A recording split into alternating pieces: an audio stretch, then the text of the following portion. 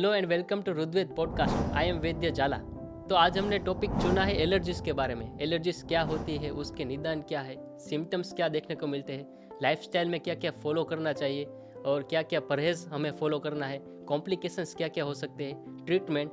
तो इन सभी के बारे में आज बात करने के लिए हमने बुलाया है वैद्य कृणाल चंदाना सर को। तो रुद्वेद के फर्स्ट एपिसोड में फर्स्ट गेस्ट है डॉक्टर कृणाल चंदाना सर, जो एक ENT स्पेशलिस्ट है, साला के including clinical research. He is consulting and professor in Ananya Ayurved College, Gujarat. He is also running a Arts Ayurvedic Hospital, Baroda and Ahmedabad. तो आज हम इनसे जानेंगे इन सभी टॉपिक के बारे में और मैं आशा करता हूँ कि इस पॉडकास्ट के ज़रिए लोगों में अवेयरनेस भी आएगी और क्लिनिकल जो वैद्य है वो उनके लिए आई ओपनिंग सेशन रहेगा। नमस्ते सर, जय धन्वंतरी। नमस्ते। Thank you for accepting this invitation for podcast. और मैं आशा करता हूँ कि हमारे पॉडकास्ट के जरिए कॉमन पब्लिक में अवेयरनेस आएगी और क्लिनिकल प्रैक्टिसिंग वैद्य के लिए आई ओपनिंग सेशन रहेगा। तो आपने अपना ये वैल्यूएबल टाइम निकाला इस पॉडकास्ट के लिए, thank you so much sir. धन्यवाद। तो हमारे ओपनिंग क्वेश्चन रहेगा कि एलर्जीज क्या होती है और उसके शरीर के अंदर क्या क्या इफ़ेक्ट्स देखने को मिलते हैं। देखिए, हमने आज एलर्जी का टॉपिक चूज़ किया है। वैसे तो एलर्जी एक साधारण कंडीशन है, बहुत ही साधारण कंडीशन है, जो भारत में 30 से 40% पब्लिक इससे परेशान है। फिर भी हम उसको सीरियसली नहीं लेते। अगर आप डॉक्टर के पास जाते हैं तो भी उसको डॉक्टर दवाई दे देते हैं। आपके फैमिली मेम्बर भी आपको कैसे छींके ही तो आ रही है ना, क्या ज़्यादा दिक्कत है। लेकिन वैसे भी एलर्जी ज़्यादा जानलेवा नहीं है। फिर भी वो जिसको होता है वो बहुत कष्टदायक रहता है, उसको ज़्यादा परेशानी रहती है, वो पूरा अपना 100% नहीं दे पाता है। तो ये एलर्जी हमारे देश में, हमारे यहाँ अहमदाबाद में भी आप देख लो, बहुत सारे कंस्ट्रक्शन साइट चल रही है, जो बाहर डस्ट हमें मिलती है ना। तो उसकी वजह से एलर्जी के पेशेंट ज़्यादा मिलते हैं। एलर्जी से ज़्यादा पेशेंट उसके तकलीफ में हैं।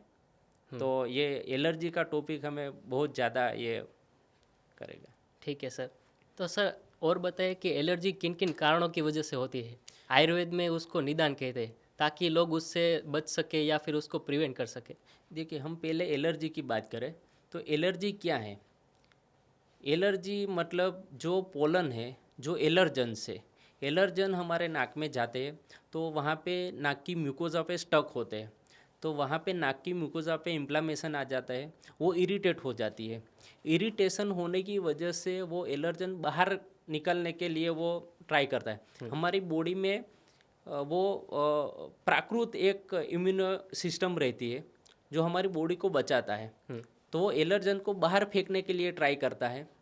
तो बार बार बाहर फेंकने की वजह से वहाँ पे म्यूकस सिक्रेशन होता है, और जो एलर्जन नाक में जाने की वजह से वहाँ पे हिस्टामाइन रिलीज होता है। हिस्टामाइन म्यूकस रिलीज करता है। तो जो म्यूकस है वो साइनस में से आता है, तो फिर नाक में से पानी निकलता ही जाता है, निकलता ही जाता है। और स्नीजिंग एक प्रोटेक्टिव मैकेनिज्म है। जैसे आपके नाक में धूल जाती है या कुछ भी फॉरेन बॉडी नाक में जाता है तो वो तुरंत बाहर फेंकता है, तो वो प्रोटेक्टिव मैकेनिज्म है। हमारी बॉडी में ऐसी सिस्टम है ही, है ना। तो वो बाहर फेंकने की वजह से वो एलर्जी बढ़ती है ना। वहाँ पे हमारे स्किन में भी आप रब करते हैं तो वहाँ पे भी लाल लाल हो जाते हैं। तो हमारे नाक में भी वैसी कंडीशन हो जाती है, तो अंदर सूजन आ जाते हैं। तो वो एलर्जी की एक कंडीशन है। उसके सिम्टम में हम देखें तो नाक में से पानी निकलना, नाक बंद हो जाना, आँख में से पानी निकलना, आँख लाल लाल हो जाना। कई बार हम ऐसा सोचते हैं कि आँख का प्रॉब्लम है, आँख में से पानी निकलता, हम आँख के डॉक्टर के पास चले जाते हैं, लेकिन उसको दिक्कत ज़्यादा वो एलर्जी की होती है। अगर आप एलर्जी की ट्रीटमेंट करते, एलर्जी आपको कंट्रोल में करते, तो आँख का प्रॉब्लम भी चला जाता है। सिर भारी लगता है, कान भारी लगता है, कान में सुनाई कम देता है, आपकी आवाज़ भारी लगती है। तो ये सब एलर्जी के सिम्टम है। तो आपने सिम्टम्स के बारे में बताया, तो हमारे जो दर्शक है वो क्लिनिकल प्रैक्टिसिंग वैद्य भी है। तो चिल्ड्रन के अंदर एंड एडल्ट्स के अंदर क्या क्या डिफरेंस देखने को मिल सकता है, कैसे डायग्नोस वो कर सकते हैं, उसके बारे में थोड़ा सा बताइए सर। एडल्ट में हम देखें तो जो मैंने आपको सिम्टम बताए, नाक में से पानी निकलना, आँख लाल हो जाना, वो एडल्ट में सिम्टम मिलते हैं। लेकिन छोटे बच्चे में क्या है, वो कंप्लेन नहीं करता। हमें पता नहीं चलता कि छोटे बच्चे को एलर्जी है या नहीं है, है ना। तो वो रात को सोता है तो वो माउथ ब्रीदिंग करता है, उसको नाक बंद रहता है तो उसको पता नहीं चलता है ना, पेरेंट्स को भी नहीं पता चलता है, तो माउथ ब्रीदिंग करता है। उसकी वजह से एडिनोडाइटिस, जो एडिनोड है उसमें वो सूजन आ जाती है, अच्छा। तो उसकी वजह से गले में टोंसिलाइटिस हो जाता है। तो उसका आप फेस देखेंगे तो जड़बे का शेप चेंज हो जाता है, नाक फूल जाती है, हाँ। गाल फूल जाते हैं। तो ये सब छोटे बच्चों में देखने को मिलता है। आप एडल्ट में तो देख ही सकते हो को उसको जैसे दिक्कत होगी वो डॉक्टर के पास जाएंगे, वो कंप्लेन करेंगे, लेकिन छोटे बच्चे में ये पता नहीं चलता।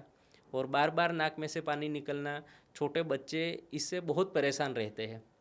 और हमने उसके निदान के बारे में आपने पूछा, तो निदान देखे तो दो तरह के निदान मिलते हैं। एक तो इंडोर निदान मिलते हैं, इंडोर एलर्जन और आउटडोर एलर्जन। इंडोर एलर्जन में हम देखें तो ये सोफे पे जो डस्ट मिलती है, पर्दे कापड़ के रहते हैं उसके ऊपर डस्ट मिलती है, पिलो पे डस्ट मिलती है ना। तो वो जो डस्ट है वो एलर्जन है, वो हमारे नाक में जाने की वजह से नाक में से पानी निकलता है, छींके आती है, वो सब होता है। दूसरा हम देखें तो फंगल स्पोर्स, हाँ। जो भेज वाली जगह रहती है ना, या फिर हम रेनी सीजन में देखें तो वहाँ पे ज़्यादा ये फंगल स्पोर्स मिलते हैं, वो भी हमारे नाक में जाने की वजह से एलर्जी ज़्यादा हो जाती है। अभी जो ट्रेंड चल रहा है, हम घर में कुत्ता या बिल्ली रखते हैं तो वो भी एलर्जी का कारण एक हो सकता है। ये हम इंडोर निदान के बारे में बताया। और आउटडोर में हम देखें तो पोलन है, पोलन ग्रेन्स, परागरज जो हम बोलते हैं। हाँ। वो पूरे साल कई सारे ऐसे पेशेंट होते हैं जो मार्च अप्रैल में उनको ये एलर्जी की दिक्कत रहती है। और कई हम उत्तर भारत में जाए तो वो सितंबर, अगस्त सितंबर में उनको ये दिक्कत रहती है। तो ये एलर्जी के निदान है, एलर्जी होने के कारण है। हाँ, इसमें मैं एक ऐड करना चाहूँगा, आपने पोलन ग्रेन्स के बारे में बताया, तो मैं दर्शक को भी बताना चाहूँगा कि जो कोरोना में डेल्टा वायरस फैला था, सेकेंड वेरिएंट, यूके से यूएस गया था, तब साइंटिस्ट सोच रहे थे पूरी दुनिया बंद है तो यूके से यूएस में कैसे फैल गया, लेकिन वो कोरोना वायरस फैला था पोलन ग्रेन्स के जरिए। पोलन ग्रेन वो हवा में जाता है, हम उसको अवॉइड नहीं कर सकते, है ना। देखिए, हम एलर्जी की ट्रीटमेंट में पहले तो एलर्जन का एवोडेंस ही करेंगे, लेकिन उसको हम अवॉइड नहीं कर सकते, है ना। ये एक होने का कारण है। ये तो मैंने आपको वही बताया कि जो इंडोर एलर्जन है, आउटडोर एलर्जन है, लेकिन हमारी बॉडी में भी वैसा होता है। हाँ। जो हम खाना खाते हैं, जो हमारी अग्नि की हिसाब से हम खाना नहीं खाते, तो जो भी हम खाते हैं उसका वो आम बन जाता है। अगर हमने भारी खाना खा लिया या बाहर का खाया तो उसको वो आम बन जाता है। जो आम है वो विकृत कफ है, वो अग्नि मंद करता है, तो उसकी वजह से वो विकृत रक्त भी बनाता है, विकृत पित्त भी बनाता है। तो वो हमारे एलर्जी है, इम्यूनिटी है, वो रक्त में रहती है, तो हमारी वैसे भी इम्यूनिटी लो होती है। तो मैंने दो तरह के आपको एलर्जन बताए, एक तो जो बाहर से आते हैं वो एलर्जन, उसकी वजह से इम्यूनिटी लो होती है और एलर्जी बढ़ती है। और दूसरा जो हम खाते हैं उसकी वजह से विकृत कफ बनता है और विकृत रक्त बनता है और लो इम्यूनिटी की वजह से एलर्जी बढ़ती रहती है ना। तो और हम एलर्जी की बात करते हैं तो सबसे ज़्यादा नाक की एलर्जी, नाक की एलर्जी को हम एलर्जिक राइनाइटिस बताते हैं। और हम आयुर्वेद में बताए तो हम प्रतिशय नहीं, प्रतिशणम क्षायते इति प्रतिशय, वातम प्रति अभिमुखम स्यायो गमनम कफादीनम यत्र स प्रतिशय। यानी नाक में से जो कफ निकलता है वो वायु की वजह से निकलता है, और हमें कब्जियत रहती है, कब्ज रहती है, तो वायु की वजह से ही रहती है। और एलर्जी यानी प्रतिशय में वायु प्रधान है ना। तो हमारे रूटीन में कैसे हम दिनचर्या रखते हैं वो भी ज़्यादा इम्पोर्टेंट है एलर्जी में। Correct sir. इसीलिए आपने जो आउटडोर एंड इंडोर के बारे में बताया, हिस्ट्री टेकिंग यहाँ पे इम्पोर्टेंस आता है, पेशेंट की कैसे हिस्ट्री लेनी चाहिए ताकि हमें पता चल सके किन किन कारणों की वजह से उनको ये एलर्जीज हो रही है। और सर आपने सिम्टम्स के बारे में बताया था, तो चिल्ड्रंस को या फिर यंग एडल्ट्स को लाइफस्टाइल के अंदर कैसे सफ़र करना पड़ सकता है, उनको क्या क्या चैलेंजेस आ सकती है इस एलर्जीज़ की वजह से, ताकि उसको प्रिवेंट करना और ट्रीटमेंट करना इम्पोर्टेंट हो जाता है। देखिए, एलर्जी की वजह से क्या होता है कि जिसको एलर्जी होती है, अगर आपको भी होती है, आप पढ़ने के लिए जाते हो, क्लास में बैठते हो, बार बार छींके, आपके बाजू में भी कोई ऐसा कोई स्टूडेंट है तो आपको भी दिक्कत है, आपको भी इरिटेशन होता है, तो वो खुद भी इरिटेशन फील करता है है ना। तो उसका एकेडमिक रिजल्ट कम आ जाता है, उसका एकेडमिक प्रोग्रेस पे उसका असर पड़ सकता है ना। ये स्टडीज़ में बताया हुआ है ना। तो ये एक दिक्कत रह सकती है। और दूसरा कि आप ऑफिस में जाते हैं, अभी तो सभी सारी ऑफिसें एसी वाली होती है, तो एसी का पवन जाता है तो उसकी वजह से भी नाक में से पानी निकलता है, छींकी आती है। तो उसका पूरा दिन या तो उसको छुट्टी लेनी पड़ती है, वो पूरा दिन निकल नहीं पाता है ना, नाक में से पानी बार बार आता रहता है, तो उसको छुट्टी लेनी पड़ती है।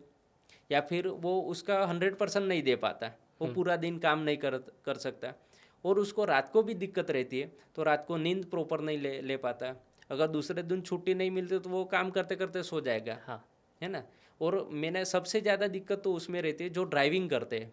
ड्राइविंग करते हैं या तो फिर ऐसा उनका जो कंसंट्रेशन के साथ काम करना रहता है, तो वो वहाँ पे कंसंट्रेशन नहीं कर पाते, उसकी वजह से उसको ज़्यादा दिक्कत रहे। वो उस टाइम वो नींद ले लेते या तो फिर सो जाते, तो वो ज़्यादा दिक्कत करता है। इसीलिए उसको प्रिवेंट करना या ट्रीटमेंट करना ज़रूरी हो जाता है। हाँ, स्टडीज़ में बताया है। हाँ। स्टडीज़ में बताया है कि हम बीपी, डायबिटीज़, हार्ट डिसीज़ को ज़्यादा महत्व दे रहे।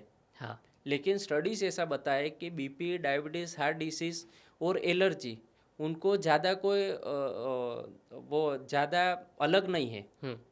तो दिक्कत है सभी में, समान दिक्कत रहती है। हाँ, और स्टडीज़ ने ये भी बताया 30 to 40% पीपल अफेक्टेड है वर्ल्ड वाइड, हाँ, क्योंकि कंस्ट्रक्शन ही इतना चल रहा है। हाँ। हम बाहर जाते हैं तो वो पूरा दिन वो डस्ट उड़ती रहती है, तो वो नाक में जाती है, वो बार बार होने की वजह से इम्यूनिटी लो हो जाती है और वो परेशान रहता है पेशेंट। ओके। अगला क्वेश्चन है कि क्लिनिकल प्रैक्टिसिंग वैद्य या फिर डॉक्टर्स इसको क्लिनिकली डायग्नोस कैसे कर सकता है? देखिए, हम डायग्नोस के तो हम पहले तो सिम्टम देखेंगे, क्लिनिकली हम उसको देखेंगे, लेकिन फैमिली हिस्ट्री ज़्यादा ज़रूरी है। जो फैमिली में है उसको एलर्जी की एक हिस्ट्री है, उसको फैमिली हिस्ट्री, तो उसको होता ही है। कई सारे ऐसे पेशेंट जो फैमिली की हिस्ट्री में है तो उनको एलर्जी का प्रॉब्लम रहता है। लेकिन क्लिनिकली तो हमें देख लिया, फिर भी हमें उसको जांच करना है तो हम उसको सीटी स्कैन करवाते हैं, सीटी स्कैन करते हैं, या फिर एलर्जी टेस्ट करते हैं, या फिर ब्लड में हम देखते हैं तो ईओसिनोफिल्स बढ़ जाते हैं, तो वो हम एक चेक कर सकते हैं। उसकी वजह से ये हम पता चल सकता है कि एलर्जी ज़्यादा है ना। और कई बार ऐसा होता है कि पेशेंट को वो फील नहीं होता है। हाँ, अच्छा। और एलर्जी और जो सर्दी रहती है, वो दोनों में क्या दिक्कत है कि जैसे हम नाक सिर ऐसे करते हो तो नाक में से पानी निकलता रहता है, और सर्दी में क्या होता है अंदर भरा रहता है, कफ भरा रहता है। और वो दो डिफरेंस है एलर्जी और सर्दी में। वैसे तो एलर्जी राइनाइटिस ही है, लेकिन दोनों में क्या डिफरेंस है कि वो अंदर भरा रहता है, वो पूरा अंदर कफ भरा रहता है, और एलर्जी में नाक में से पानी ही निकलता जाता है। अच्छा। और बार बार छींके। कई सारे ऐसे पेशेंट है जो कंप्लेंट करते हैं सुबह में नहाने के बाद उसको 10-12 छींके आ जाती है ना। तो पूरे दिन कुछ नहीं होता, लेकिन वो सुबह सुबह में उसको नहाने के बाद छींके आ जाती है। कई सारे पेशेंट उनको शाम को ही छींके आते हैं। कई पेशेंट ऐसे है कि जो बाहर निकलता है, धूप में बाहर निकलते हैं, उसको वो छींके आ जाती है। तो वो पेशेंट उसको पता ही चल जाता है मुझे कब ये एलर्जी बढ़ती है। तो वैसे पेशेंट रहते हैं। अच्छा सर, किसी किसी को पूरे साल तक रहता है कंटिन्यूस, और किसी किसी में कुछ दिन के लिए रहता है फिर ठीक हो जाता है, कुछ महीने के लिए रहता है फिर ठीक हो जाता है। क्या इसका एलर्जेंस एंड ट्रिगर के साथ कोई रिलेशन है? हाँ, देखिए जो आपने जो अच्छा बताया कि एलर्जेंस और ट्रिगर्स दोनों अलग है। एलर्जेंस क्या होते हैं? एलर्जेंस जो हमारे नाक में जाता है, डस्ट जाती है, वो सब एलर्जेंस है। नाक में डस्ट जाती है, पोलन जाता है, डॉग और कैट की वजह से नाक में पोलन जाते हैं, तो वो सब एलर्जेंस है। लेकिन ट्रिगर्स पॉइंट वो एक ध्यान रखने, जैसे मैंने बोला कि वो बाहर धूप में जाता है तो उसको छींके आना शुरू हो जाती है, नाक में से पानी निकलता है, वो नहाने के बाद उसको छींके आ जाती है, तो वो ट्रिगर है। ट्रिगर क्या होता है कि वो पेशेंट अलग अलग रहता है। वो अगर ठंडा पानी पीता है तो भी उसको छींके आ जाते हैं, नाक में से पानी निकलता है। वो ठंडे पानी से नहाता है तो भी उसको छींके आ जाती है, तो वो सब ट्रिगर है ना। वो धूप में जाते हैं तो उसको, अगर कई सारे ऐसे पेशेंट है जो छाछ पीते हैं तो उसके बाद उसको सर्दी हो जाती है, हाँ। नाक में से पानी। कई सारे ऐसे पेशेंट है, कुछ ठंडा खाते हैं, ठंडा पीते हो तो उसको सर्दी हो जाती है, दही खाते हो तो सर्दी हो जाती है। तो ये सब है ट्रिगर पॉइंट्स है। और एलर्जेंस वो है जो नाक में जाते हैं और उसको वो एलर्जी हो जाती है, वो एलर्जेंस है। Correct sir. सर अगर इसको प्रिवेंट ना किया गया और इसको इग्नोर किया गया तो कौन कौन से कॉम्प्लिकेशंस हो सकते हैं, कॉन्सिक्वेंसेस आ सकते हैं? देखिए, पहले तो एलर्जी अगर हम कंट्रोल नहीं करते, एलर्जी की ट्रीटमेंट नहीं करते, तो उसको अस्थमा होने का चांस ज़्यादा है, बहुत ज़्यादा है। उसको बाद में अस्थमा हो जाता है। और अस्थमा क्या है कि हमारे जो लंग्स में कफ भर जाता है, उसकी वजह से लंग्स की कैपेसिटी कम हो जाती है, वो फिर सांस लेने में दिक्कत रहती है, तो वो अस्थमा हो सकता है। और उसके बाद जो एलर्जी ज़्यादा रहती है, नाक बंद होने की वजह से माउथ ब्रीदिंग होता है। माउथ ब्रीदिंग की वजह से टोंसिलाइटिस हो जाती है, फेरिंजाइटिस जो गले में सूजन आ जाती है ना, वो भी एक दिक्कत रह सकती है। दूसरा है नाक की हड्डी बढ़ जाती है, नाक में जो टर्बिनेट रहते हैं, तो वहाँ पे वो सूजन आ जाती है, नाक का पर्दा टेढ़ा हो जाता है, डीएनएस हम बोलते हैं, डेविएटेड नेजल सेप्टम, तो वो भी एक दिक्कत रहती है। और बार बार सर्दी होने की वजह से बार बार जो म्यूकस नाक में से निकलता रहता है, वो साइनस में से निकलता है, तो साइनस की म्यूकोजा बाहर आ जाती है, तो वो बाद में जाके नेजल पोलिप हो जाते हैं, है ना। तो ये सब दिक्कत रहती है। कई सारे ऐसे पेशेंट हैं जो स्टेचन ट्यूब ब्लॉक रहती है, जो नाक और गले को कान नाक और गले को जोड़ती है, तो वो ब्लॉक रहती है, उसकी वजह से कान का पर्दा फट जाता है, कान बंद हो जाते हैं। कई सारे ऐसे पेशेंट जिसको नेजोलेक्रिमल डक, यहाँ पे नेजोलेक्रिमल डक है, तो उसमें भी एलर्जी की वजह से वहाँ पे कफ भर जाता है, तो आँख में से पानी निकलता है, आँखें बंद हो जाती है। कई सारे ऐसे पेशेंट हैं जिनको स्नोरिंग बढ़ जाता है। स्नोरिंग वही है जो नाक बंद रहता है, उसकी वजह से ऊपर का सोप पैलेट वाइब्रेट करता है ना, तो स्नोरिंग भी होता है।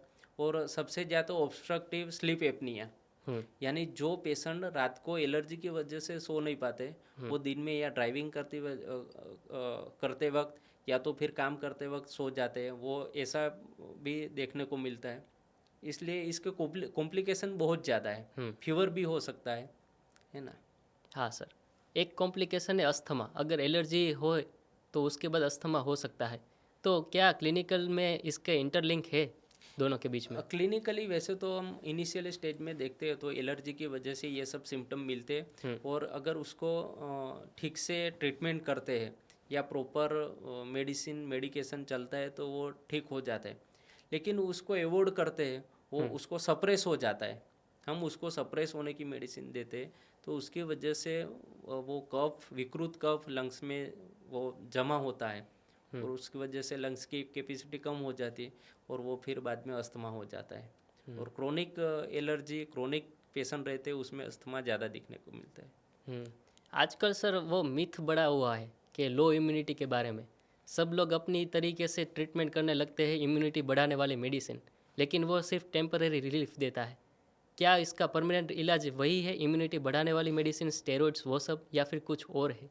नहीं, वो इम्यूनिटी लो होने की वजह से एलर्जी बढ़ती है, लेकिन हम ऐसा नहीं कर सकते कि सिर्फ उसको इम्यूनिटी बढ़ाने के लिए उसको मेडिसिन देते, या फिर ऐसा भी हो सके कि वो इम्यूनिटी बढ़ाने के लिए जो मेडिसिन देते वही उसको भारी पड़ रही है, हाँ, वही उसको डाइजेस्ट नहीं हो रही। हम उसको अश्वगंधा दे रहे हैं इम्यूनिटी बढ़ाने के लिए, लेकिन वो अश्वगंधा ही डाइजेस्ट नहीं कर पा रहा है, तो वैसे भी इम्यूनिटी लो होती जा रही है। मैंने पहले ही बताया कि इम्यूनिटी लो होती है, जो हम खाते हैं वो आम बन जाते हैं और विकृत कफ बनता है, तो उसकी वजह से इम्यूनिटी लो होती है। इम्यूनिटी तो हमें बढ़ानी है, लेकिन कैसे बढ़ानी है? हमें लघु सुपाच्य, बहुत कम और गर्म आहार देना है ना, तो वैसे इम्यूनिटी बढ़ेगी तो ही वो एलर्जी को ठीक कर सकेगी। वैसे ऐसे नहीं हो सकता है कि आप एलर्जी होती और इम्यूनिटी बढ़ाने की मेडिसिन देते ही जा रहे और बाद में वो क्रोनिक कंडीशन आ जाती है, तो वो फिर ज़्यादा दिक्कत करता है। इसलिए अगर एलर्जी को कंट्रोल करना है तो हमें इम्यूनिटी बढ़ाने की वजह उसको वो एलर्जी को कंट्रोल करना चाहिए। और इसमें आयुर्वेद सबसे अच्छा, आयुर्वेद में एकदम कंप्लीट क्योर होने के चांसेस है। हम आयुर्वेद में इतना कर सकते हैं कि उसको, कई सारे ऐसे पेशेंट जो पूरी ज़िंदगी एंटी एलर्जिक या तो एंटी हिस्टामाइन मेडिसिन लेते जाते हैं, और पूरा दिन वो निकाल देते हैं। लेकिन हम आयुर्वेद में ऐसा है कि हम उसको कंप्लीट क्योर कर सकते हैं। हमारे आयुर्वेद में ऐसी कई सारी मेडिसिन है, कई सारी प्रोसीजर है, तो हम उसको क्योर कर सकते हैं। इसीलिए एलर्जी में हम लो इम्यूनिटी या इम्यूनिटी पे ध्यान देने की वजह, इम्यूनिटी पे ध्यान देना ही है, लेकिन उसको पहले एलर्जी को उसको अवॉइड करना है। अच्छा, जो इम्यूनिटी बूस्टर्स है वो सिर्फ एलर्जन एंड ट्रिगर्स को सप्रेस करना, रिपीटेड इन्फेक्शन की वजह से जो जो होता है उसको रोक सकता है, टेम्पररी रिलीफ दे सकता है। लेकिन उसकी वजह से क्या होगा कि 16-17 साल तक इग्नोर करते रहे, सिर्फ इम्यूनिटी बूस्टर ही लेते रहे, तो आगे जाके नाक की हड्डी टेढ़ी हो जाती है, या फिर साइनोसाइटिस है, केरेटो कंजक्टिवाइटिस के सीवियर केसेस आजकल बढ़ रहे हैं। छोटे बच्चों के अंदर आई स्टेरॉइड्स लेने की वजह से ग्लूकोमा बढ़ रहा है। ग्लूकोमा की वजह से आई प्रेशर बढ़ेगा तो फिर आँख जाने के भी कॉम्प्लिकेशन हो जाती है, पेशेंट की आँख भी जा सकती है। इसीलिए पब्लिक के लिए अवेयरनेस ज़रूरी है। बहुत सारे, क्योंकि अभी क्या है, हम घर में भी ऐसे थे, हमारे मम्मी पापा भी ऐसे करते हैं। हमें बुखार आता है या फिर सर्दी होती है या हम खाना नहीं खाते तो वो ज़बरदस्ती खिलाते। नहीं खिलाना है उसको, एकदम कम या ऐसा देना है, आहार देना है कि उसको इम्यूनिटी बढ़े या उसका अग्निमंद है वो बढ़े, जठराग्नि बढ़े, ऐसा खाना देता। आप उसको वैसे भी इम्यूनिटी लो और उसको काजू बादाम द्राक्ष खिला रहे हो, फ्रूट्स खिला रहे हो, ऐसा प्रोटीन आप बाहर से प्रोटीन दे रहे, तो उसकी वजह से तो उसको ज़्यादा इम्यूनिटी लो होगी, वो ज़्यादा अग्निमंद करेगा, तो वैसे तो उसको प्रॉब्लम ज़्यादा दिक्कत रहेगी, ज़्यादा बढ़ेगा प्रॉब्लम। सर, हम अस्थमा के बारे में डिस्कस कर रहे थे, तो generally allergic asthma and non allergic asthma रहता है क्लिनिकली, तो उसके बारे में अगर आप कुछ दर्शक को बताना चाहिए। एलर्जी में जो हमने पहले देखा कि आउटडोर एलर्जेंस और इंडोर एलर्जेंस, जो दो तरह की पैथोलॉजी मिलती है, दो तरह की संप्राप्ति मिलती है। जो हमारे शरीर में जो विकृत कफ होने की वजह से जो दिक्कत होती है वो नॉन एलर्जिक है। और जो बाहर हम जाते हैं और नाक में डस्ट चली गई, बाहर का पवन नाक में गया और उसकी वजह जो सांस लेने में दिक्कत रहती है वो एलर्जिक अस्थमा रहता है। तो हमें दोनों ध्यान में रखने। अगर आप छाछ पीते हो या दही खाते हो उसकी वजह से आपको अस्थमा का अटैक आता है तो वो नॉन एलर्जिक में आता है। लेकिन आप बाहर का ठंडा पानी पीते हो उसकी वजह से भी आपको सांस लेने में दिक्कत रहती है। आप कहीं पर ऐसी जगह पे चले गए वहाँ पे ज़्यादा ठंडा एटमॉस्फेयर है तो उसकी वजह से भी आपको दिक्कत हो सकती है, वो नॉन एलर्जिक है। Okay sir.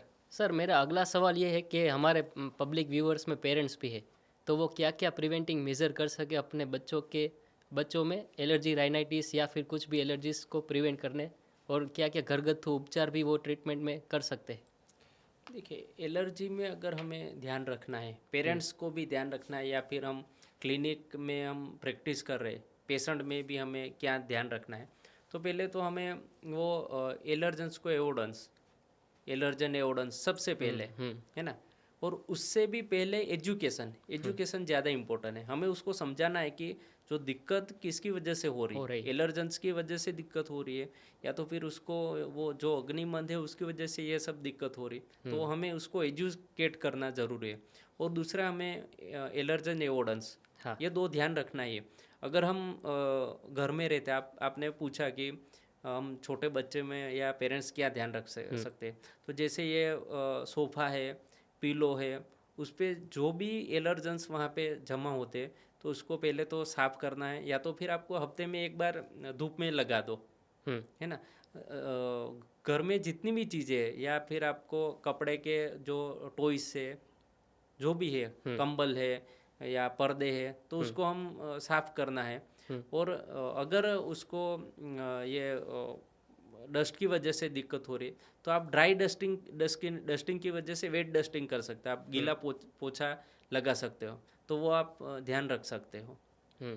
और सर, डाइट में या फिर परहेज पेशेंट क्या रखे, वो पथ्य का पालन कैसे करे कि उसको हो ही ना या फिर उसको कंट्रोल हो सके।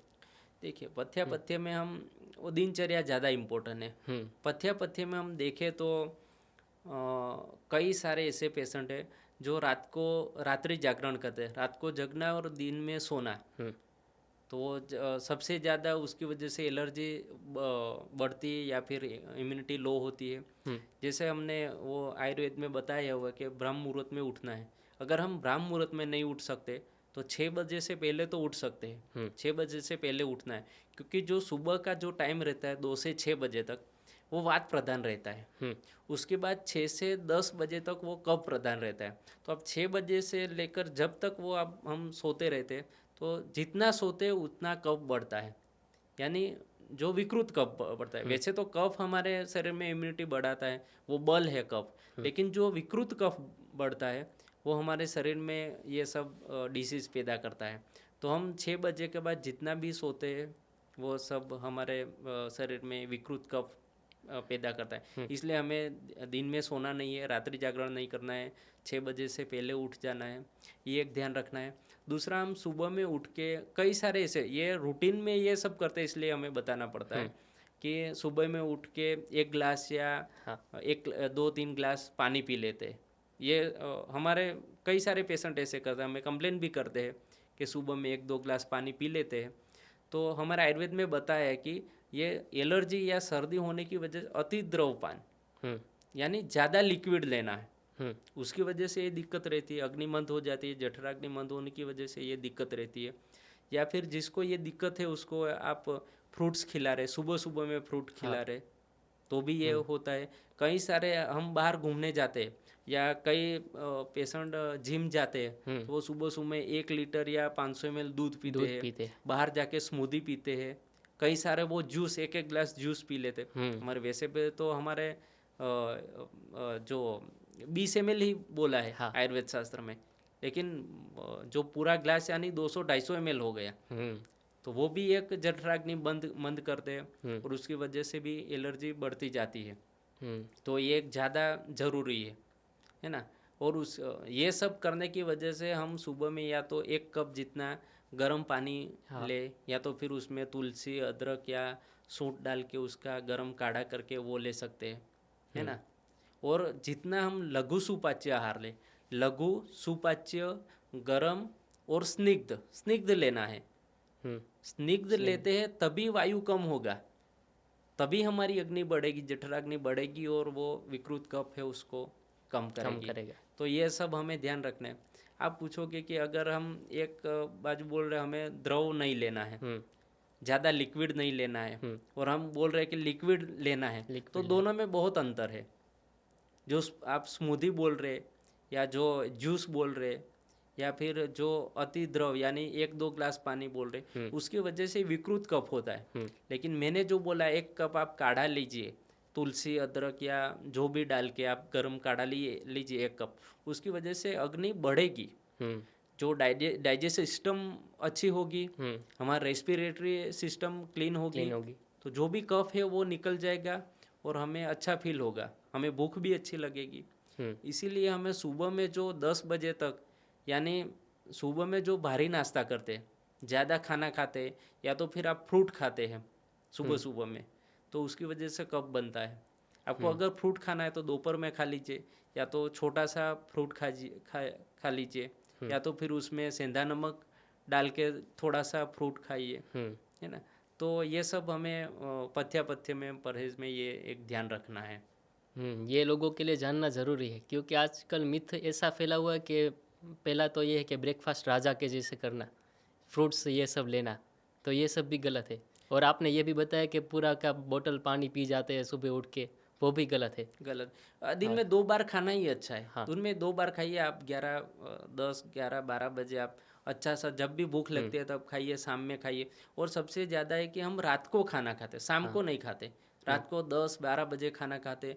तो जैसे वैसे तो हमारी अग्नि ज़्यादा इम्पोर्टेंट है, हमने एलर्जी पे ये टॉपिक है हमारा, इसमें अग्नि मेन है। अग्नि मंद हो जाने की वजह से एलर्जी बढ़ती है, तो हमें अग्नि का तो ध्यान रखना ही। और हमारे आहार मात्रा कैसे दी गई है, जितनी अग्नि है उतना ही आहार लेना है ना। तो रात को तो वैसे भी अग्नि मंद होगी, और 10-12 बजे तो वैसे भी मंद होगी, और हम खाना खा के तुरंत सो जाते हैं। तो जैसा हमारे शरीर में खाना खाते वैसा का वैसा पड़ा रहता है, सुबह में डाइजेस्ट नहीं होता, उसकी वजह से पेट भी नहीं साफ होता, तो वो पूरा आम बन जाता है, पूरा कफ बन जाता है। इसीलिए लाइफस्टाइल, हमारा रूटीन, हमारा दिनचर्या बहुत ज़्यादा इम्पोर्टेंट है। जैसी हमारी लाइफस्टाइल होगी वैसा हमारा शरीर होगा, और वैसे रोग हमें हो गए। जैसे पहले था BP, diabetes, thyroid lifestyle disorder में आते, आज हम हेयर फॉल हो रहा, वो भी लाइफस्टाइल डिसऑर्डर में हमें गिनना पड़ेगा। ओबेसिटी, वो भी हमें लाइफस्टाइल डिसऑर्डर में काउंट करना पड़ेगा। एलर्जी है तो वो भी हमें लाइफस्टाइल डिसऑर्डर में काउंट करनी पड़ेगी, क्योंकि हमारा रूटीन ऐसा हो गया है। हम सुबह में उठते नहीं हैं। और इसमें आपने बोला पथ्य में, तो प्राणायाम हम कर सकते हैं। प्राणायाम की वजह से भी एलर्जी कम हो सकती है। आप अनुलोम विलोम कर सकते हैं, तो उसकी वजह से भी ये जो आपने अस्थमा का बोला था, तो उसमें बहुत सारा अच्छा रिजल्ट मिल सकता है। इसीलिए हमारे आयुर्वेद शास्त्र में आचार्यों ने दिनचर्या, ऋतुचर्या, ये स्वस्थ से स्वास्थ्य रक्षणम, यानी कि जो पेशेंट जो स्वस्थ है वो अपना स्वास्थ्य मेंटेन रखे, और आतुरस्य विकार प्रशमनम ट्रीटमेंट उसके बाद उन्होंने बताया। पहले उन्होंने स्वस्थ वृत्त पे ही ज़्यादा फोकस किया है, क्योंकि वही ज़रूरी है। और दिनचर्या, ऋतुचर्या बहुत इम्पोर्टेंट है, क्योंकि कई सारे ऐसे पेशेंट हैं जो उनको कभी कभी होता है, जो आपने पहले भी क्वेश्चन कर दिया कि कई सारे ऐसे पेशेंट जिनको या मार्च अप्रैल में हो जाता है, कई सारे पेशेंट है जो अगस्त सितंबर में हो जाते हैं। तो वही उनका एग्रेवेटिंग फैक्टर जो भी मिलता है, तो उनको पता चल जाता है अब मुझे सर्दी होगी। और मेरे पास तो ऐसे पेशेंट आते हैं जो उनको मार्च में ये दिक्कत रहेगी, 31 मार्च तक ये दिक्कत रहेगी, और अगर उसको दिक्कत नहीं होती है तो वो खुश हो जाता है। तो ये सब आयुर्वेद में हम कर सकते हैं, अच्छी तरह से कर सकते हैं, उसको कंट्रोल कर सकते हैं एलर्जी में। ओके सर, हमारा अगला सवाल होगा क्लिनिकल प्रैक्टिसिंग वैद्य जो देख रहे हैं उनके लिए, कि उसको ट्रीटमेंट कैसे किया जाए। देखिए, ट्रीटमेंट की हम बात कर रहे, तो पहले मैं घरेलू उपचार के बारे में, पहले हमें जो डिजीज़ ही नहीं है, एलर्जी कोई डिजीज़ नहीं, उसको हम कंट्रोल कर सकते हैं। जैसे कई सारे पेशेंट हैं जो पूरे जिनकी anti allergic, anti histamine medicine लेके वो निकाल देते हैं, लेकिन हमें उसको कंट्रोल करने में हम पहले देखते थे कि हमारे मम्मी पापा या दादा दादी हमें गर्म पानी, हल्दी या नमक वाला कुल्ले करवाते थे, तो उससे भी कई सारा हमें रिलीफ मिलती है। जो हल्दी है वो anti inflammatory, best anti inflammatory है। जैसे तुलसी का पानी हम देते हैं, तुलसी का काढ़ा, हम तुलसी के पत्ते खाते हैं, तो एंटी बैक्टीरियल, एंटी वायरल है तुलसी, सबसे अच्छी है। जो हम सबसे ज़्यादा अभी कोरोना में हमने यूज़ किया, गिलोय, गड़ो घनवटी, गुड़ूची, सबसे अच्छी anti inflammatory, anti pyretic medicine है। तो ये हम यूज़ कर सकते हैं।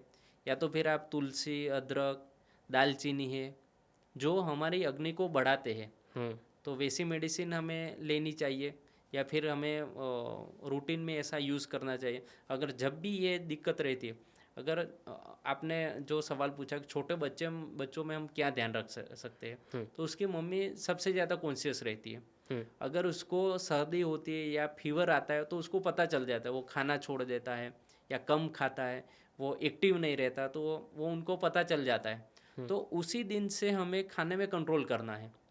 उसको खिचड़ी देनी है, या दाल चावल दे सकते हो, या तो फिर आप जो सूप दे सकते हो। तो जैसे आप खाने में, या मूंग दे सकते हो, मूंग का पानी दे सकते हो। तो जैसे आप खाने में कंट्रोल करोगे तो उसकी इम्यूनिटी बढ़ेगी। लघु सुपाच्य आहार देना है। मेडिसिन से पहले हमें उसको लघु सुपाच्य आहार देना है, उसको वो कंट्रोल करना है, उसके बाद मेडिसिन देना है।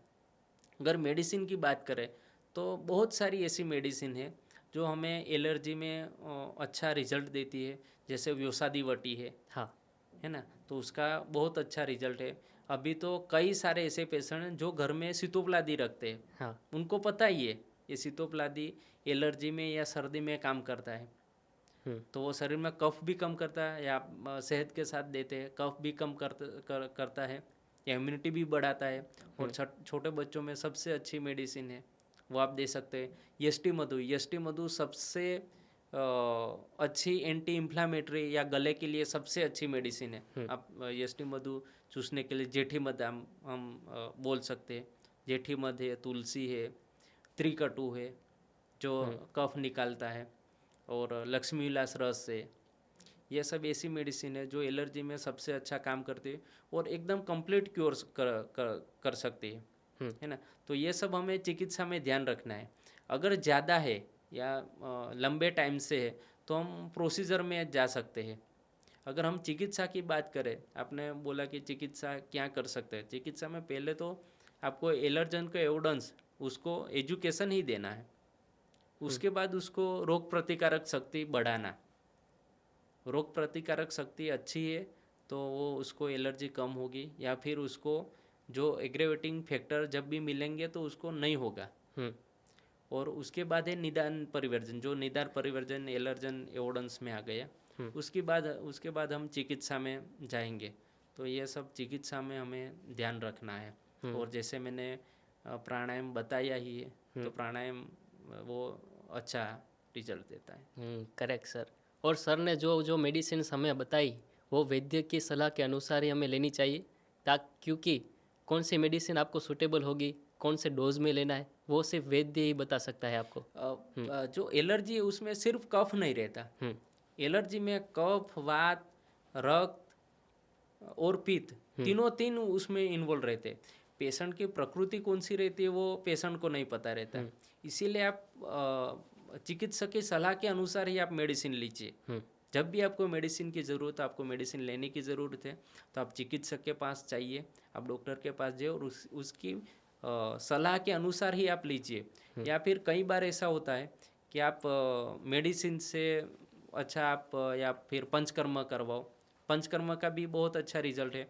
आप स्नेहन स्वेदन यानी जो हमारे शरीर में कफ रहता है, साइनस में कफ भरा रहता है, तो वहाँ पे हल्के हाथ से आप मालिश कीजिए, तो वहाँ पे जो कफ है वो पिघलेगा। और स्नेहन, और उसके बाद स्वेदन की वजह से जो कफ है वो बाहर निकलेगा।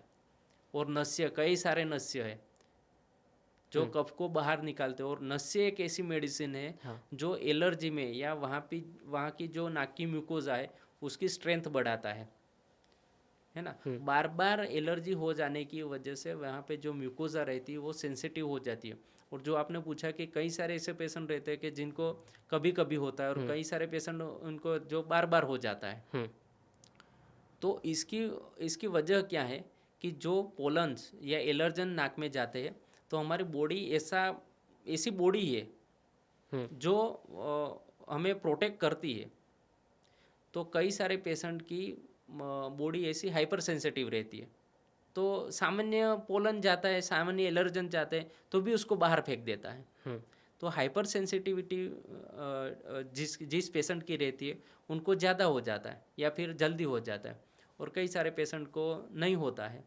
इसलिए अगर हम बैठे हैं और अभी पंखा चालू किया, आपको हो गया, मुझे नहीं हुआ, तो आपकी बॉडी अगर ज़्यादा हाइपर सेंसिटिव है तो आपको सर्दी हो जाती है, आपके नाक में से पानी निकलता है। तो ये सब, और अगर हमें ये अवॉइड करना है, मैंने पहले भी बोला है कि आयुर्वेद इसमें एक कंप्लीट क्योर हो सकता है आयुर्वेद से। क्योंकि हमारे जितने भी नस्य है, या आप गाय का घी लगाओ नाक में, अगर लगाने की वजह से जो एलर्जन है वो सीधा हमारे नाक की म्यूकोजा पे वो कॉन्टेक्ट में नहीं आता। अगर कॉन्टेक्ट में नहीं आता है तो हमारी म्यूकोजा वहाँ पे हेल्दी म्यूकोजा बनेगी।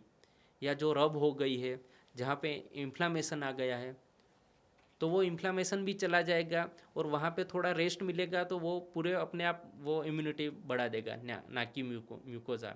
अगर रिकरेंट होता है तो वहाँ पे बार बार रिकरेंट होने की वजह से वहाँ की इम्यूनिटी कम हो जाती है। इसीलिए नस्य सबसे अच्छा और सबसे एकदम कंप्लीट क्योर होने की एक चिकित्सा है नस्य। इसीलिए हमारे आचार्य ने नस्य के बारे में काफ़ी सारा बताया है, दिनचर्या के अंदर भी बताया है और ट्रीटमेंट करने के लिए भी तो बताया हमारी दिनचर्या में बताए हो। और नस्य के बाद हम देखते हैं वमन कर्म। वमन कर्म एक हमारी आयुर्वेद की पंचकर्म की सबसे एक इम्पोर्टेंट प्रोसीजर है। लेकिन वो भी हमें जब भी करवानी है हम चिकित्सक के सलाह अनुसार ही करवाए। वमन करवाते हैं, नस्य करवाते हैं। धूमपान सबसे अच्छी चिकित्सा है। जो भी मेडिसिन है उसका धुआं हम लेते हैं तो वो कफ वो पिघल देता है। जैसे मैंने बोला था फंगल स्पोर्स की वजह से जो एलर्जी रहती है, अंदर जो फंगस जो हमने देखा था म्यूकरमाइकोसिस कोरोना की वजह, इसमें धूमपान का बहुत अच्छा रिजल्ट था, है ना। तो वो एक सबसे अच्छी मेडिसिन है। और आपने एक एलर्जन की मैं बात कर दूँ तो जो घर में हम धूप बत्ती चलाते, अगरबत्ती चलाते, तो मैंने एक जगह पे देखा वो पूरा केमिकल की रहती है, तो उसकी वजह से भी एलर्जी बढ़ जाती है। तो ये सब हमें ध्यान रखना है। और नाक में अगर हम उसकी स्ट्रेंथ बढ़ाते, नाक की म्यूकोजा की स्ट्रेंथ बढ़ाते, तो हमें एलर्जी में बहुत अच्छा फ़ायदा मिलता है। सर, कई सारे क्लिनिकल प्रैक्टिसिंग डॉक्टर्स को पॉलिप, एडेनॉइड एंड हाइपरट्रोफी में कन्फ्यूज़न रहता है, तो उनको कैसे डिफ्रेंशिएट किया जाए ताकि वो ट्रीटमेंट प्लान कर सके? देखिए, पोलिप क्या है कि पोलिप होने की वजह एक ज़्यादा नाक में से रनी नोज़, हम्म, नाक में से ज़्यादा पानी निकलना या म्यूकस निकलना। जो म्यूकस निकलता है वो नाक में से साइनस में से निकलता है, और वो क्या है, इडिमेटस म्यूकस मेम्ब्रेन है जो पोलिप है। वो आप अगर उसको देखते हैं तो एकदम साइनी अपीयरेंस से पोलिप का। और अगर आप टर्बिनेट हाइपरट्रोफी या अंदर सूजन देखते हैं, नाक की हड्डी बढ़ जाती है, उसमें सूजन है, वो एकदम रेडिश रहेगा। और जो पोलिप है वो एकदम साइनी अपीयरेंस, वाइट अपीयरेंस रहेगा। तो हम दोनों में डिफरेंस कर सकते हैं। जो टर्बिनेट है वो अपने आप वो उसकी सूजन कम हो सकती है, वो एक नॉर्मल स्ट्रक्चर है टर्बिनेट, तो वैसे हम देख सकते हैं। और अगर टर्बिनेट हाइपरट्रोफी रहती है तो उसकी वजह से या फिर नेज़ल पोलिप की वजह से जो पर्दा है वो टेढ़ा हो जाता है, जो डेविएटेड नेज़ल सेप्टम हम बोलते हैं। तो अगर ये क्रोनिक कंडीशन में ये सब देखने को मिलता है। और छोटे बच्चे में क्या होता है कि वो एडिनोड बढ़ जाता है। अगर नाक बंद हो जाता है, बार बार सर्दी हो जाती है, तो वो गले के नाक के पीछे रहता है एडिनोड। तो एडिनोडाइटिस होने की वजह से दोनों नाक को ब्लॉक कर देता है, तो उसकी वजह से उसको माउथ ब्रीदिंग करना पड़ता है। तो ये सब अलग अलग है, लेकिन हमें डिफ्रेंशिएट करना पड़ता है, और उसकी वजह इसके हिसाब से हम ट्रीटमेंट करेंगे। एलोपैथी के अंदर पॉलिप एंड हाइपरट्रोफी के लिए सर्जरी ऑप्शन है और रिकरेंस रेट भी ज़्यादा होता है, लेकिन आयुर्वेद में क्षारकर्म एक ऑप्शन है और उसके रिजल्ट्स भी अच्छे हैं। मैंने भी क्षारकर्म आपके पास से सीखा है, तो आप भी पब्लिक को कुछ बताना चाहेंगे उसके बारे में? देखिए, हमने ट्रीटमेंट के बारे में बताया कि ट्रीटमेंट में हम देखते हैं कि anti histamine drug, anti allergic drug, या तो फिर हमें नेज़ल स्प्रे देना पड़ता है। तो आपको भी पता होगा कि ये सब देने की वजह से सेडेटिव मेडिसिन है। तो अगर आपको ऐसा काम करना है, इससे पहले ये मेडिसिन लेते हैं तो आपको नींद आने की चांसेस रहते हैं। आप बाहर ड्राइविंग करने के लिए जाते हैं तो भी ये रहते हैं। और जब तक मेडिसिन लेते हैं तब तक आपको ठीक लगता है, फिर उसके बाद वापस हो जाता है, या फिर उसके बाद आपको स्टेरॉइड लेने पड़ते हैं, या आप नाक में स्प्रे डालते हैं, या आप ओरल मेडिसिन लेते हैं, तो ये करना पड़ता है। लेकिन बार बार होने की वजह से फिर उसको वो सर्जरी में चला जाता है, वो केस सर्जरी में चला जाता है। जो सूजन है वो ठीक नहीं हुई, या फिर उसको नाक की हड्डी है, या फिर पर्दा है वो टेढ़ा रहता है, तो उसको सीधा करने के लिए, या फिर पोलिप है तो उसको सीधा करने के लिए फिर बाद में सर्जरी लास्ट ऑप्शन है। लेकिन हमारे आयुर्वेद में मैंने पहले ही बताया, अगर पेशेंट शुरुआती कंडीशन में शुरुआत में आ जाता है तो हम कई सारी हमारे पास ऐसी प्रोसीजर है, ऐसी मेडिसिन है, तो हम उसको कंट्रोल कर सकते हैं। जैसे मैंने बताया कि धूमपान है, नस्य है, वमन है ना, तो उसके हम कंट्रोल कर सकते हैं। लेकिन आपने जो बताया क्षारकर्म एक ऐसी प्रोसीजर है जो रिकरेंट होता है। एलर्जी राइनाइटिस रिकरेंट हो, उसकी वजह से जो पोलिप बाहर आ जाता है तो वो सिंक्रोनाइज कर देता है। जो क्षार लगाने की वजह से वहाँ पे जो इरिटेट होता है, तो वो क्षार लगाने की वजह से वो पोलिप है वो इरिटेट होके, उसी म्यूकोजा इरिटेट होके वो वापस अंदर चली जाती है, वो सिंक्रोनाइज हो जाता है। वो टर्मिनेट भी सिंक्रोनाइज हो जाता है। लेकिन ये सब हमें ध्यान रख के करना पड़ेगा, अंडर ऑब्जर्वेशन करना पड़ेगा, हमें डिफ्रेंशिएट पहले करना पड़ेगा, क्या कोई कॉम्प्लिकेशन नहीं हो, वो एक ध्यान रखना पड़ेगा। कई बार क्या होता है कि वो क्षार अगर पर्दे में चला गया या फिर कहाँ पे ब्लीडिंग हो गया, तो वो हमें एक ध्यान रखना पड़ता है। लेकिन जो भी आपने बताया, क्षारकर्म के बहुत अच्छे रिजल्ट है जो हम क्योर कर सकते हैं। अगर कोई पेशेंट ऐसा है कि जिसको सर्जरी नहीं करवानी है, या कोई सर्जरी से डर रहा है, या हमें तो हमारा आयुर्वेद से उसको ठीक करना ही है, और आयुर्वेद के पास ये शक्ति है, आयुर्वेद ये क्योर कर सकता है, तो हमें करना ही है। और आयुर्वेद जब ट्रीटमेंट बताता है तो लोग साइंटिफिक प्रूफ भी मांगते हैं, तो इसके सारे रिसर्च पब्लिशर सब कुछ अवेलेबल है, गूगल पे आप सर्च भी कर सकते हैं। हाँ, देखिए कई सारे ऐसे रिसर्च पेपर हैं कि जो एक एक मेडिसिन का उसका कैसे क्या इफेक्ट करते। और हम अभी तो मैंने पहले भी बताया कि कोरोना में हम सब कुछ देख लिया हमने कोरोना में। और कोरोना के बाद कई सारे पेशेंट है जो आयुर्वेद की ओर बढ़े हैं, आयुर्वेद की तरफ वो आए हैं। कई सारे ऐसे पेशेंट जो आयुर्वेद में पहले आते हैं तो हमें ये करना है। अभी बहुत सारे पेशेंट अवेयर हो गए, एजुकेट हो गए, है ना। तो उसकी वजह से हमें भी बेनिफिट है, पेशेंट को भी बेनिफिट है। और हमने देखा कि अगर हमें भारत को विश्व गुरु बनाना है या तो फिर हमें देश को आगे ले जाना है, हमें जो भी विकास करना है, तो हमें जो भारत की चिकित्सा पद्धति है, भारत की जो एजुकेशन पद्धति है और जो खेती है, तीन हमारे ऐसे स्तंभ है, उसको हमें आगे ले जाना चाहिए। हम ये दोनों कर सकते हैं, आरोग्य हमें अच्छा कर सकते हैं। और जो देश आगे है वो किसकी वजह से, को वो परंपरागत जो प्रणाली है, जो ट्रेडिशनल पद्धति है। कई सारे देश ऐसे हैं जो अपनी ट्रेडिशनल जो चिकित्सा पद्धति है, सिस्टम में उसको पकड़ रहे हैं, इसीलिए वो देश आगे है। और हम फॉरेन कल्चर एक्सेप्ट कर रहे हैं या फिर हम फॉरेन सिस्टम एक्सेप्ट कर ले, इसीलिए कहीं हम पीछे न रह जाए। इसलिए हमारी जो परंपरागत जो चिकित्सा प्रणाली उसको आगे ले जाने के लिए हम जितना भी अच्छा काम कर सकेंगे, जितने भी पेशेंट अवेयर होंगे, उतना हम आगे जाएंगे। और हमें इस पे काम करना ही होगा। लोगों में अवेयरनेस भी बढ़ रहा है और गवर्नमेंट भी अभी सपोर्टिव है आयुर्वेद की तरफ। आयुष मिनिस्टर भी अच्छा काम कर रहा है, उनका भी बजट बढ़ रहा है। आयुष मिनिस्टर ने बोला है 5% तक जीडीपी का हिस्सा आयुर्वेद का होगा। तो देखिए हम पहले हम देखते थे कि आयुर्वेद डॉक्टर या हमें बहुत दूर जाना पड़ता है, हमें ढूंढना पड़ता है। आज हम कितने सारे ऐसे डॉक्टर्स या स्पेशलिस्ट बैठे, हमारे आयुर्वेद में ईएनटी स्पेशलिस्ट मिल जाता है, ऑप्थेल्मोलॉजिस्ट मिल जाता है, गायनेक मिल जाता है, जो ऑर्थोपेडिक मिल जाता है ना, पीडियाट्रिशियन मिल जाता कैंसर है, स्पेशलिस्ट भी है। कई सारे ऐसे स्पेशलिटी हमारे आयुर्वेद में अभी सभी जगह पे मिल जाते हैं। गवर्नमेंट में भी इतनी सारी पोस्ट है कि हम गांव में भी डॉक्टर मिल जाते हैं और गांव में भी स्पेशलिस्ट डॉक्टर मिल जाते हैं।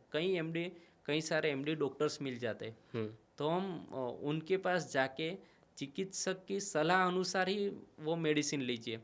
अगर हम मेडिसिन की बात कर रहे हैं, हम चिकित्सा की बात कर रहे हैं, और हमारे आयुर्वेद का प्रयोजन क्या है, हम स्वास्थ्य से स्वास्थ्य रक्षणम। वो रोग हो जाता है उसके बाद तो हमें उसको क्योर करना ही है, लेकिन उसको वो रोग ही नहीं होना देना है, स्वस्थ ही रखना है।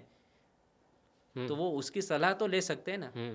क्यों हम सर्दी होने के बाद जाए, हम पहले ही जाते हैं ना। हमें सर्दी क्यों नहीं हो, हम उसमें क्या ध्यान रख सकते हैं।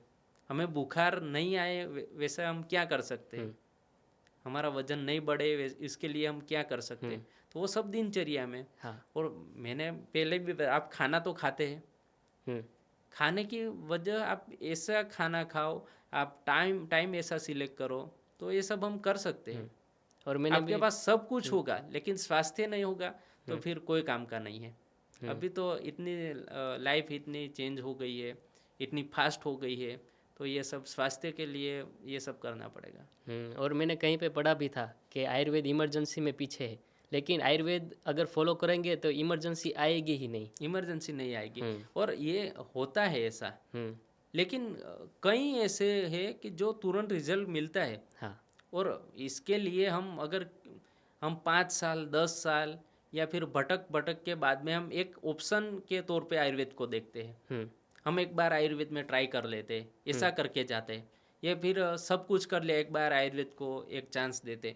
ये सब होने की वजह से ये सब दिक्कत आती है, या फिर उसको रिजल्ट कम मिलता है ना। मैं कई सारे पेशेंट को ऐसे बोलता कि आपको अगर 4-5 साल से है तो आप 4-5 महीने मेडिसिन ले सकते हो ना।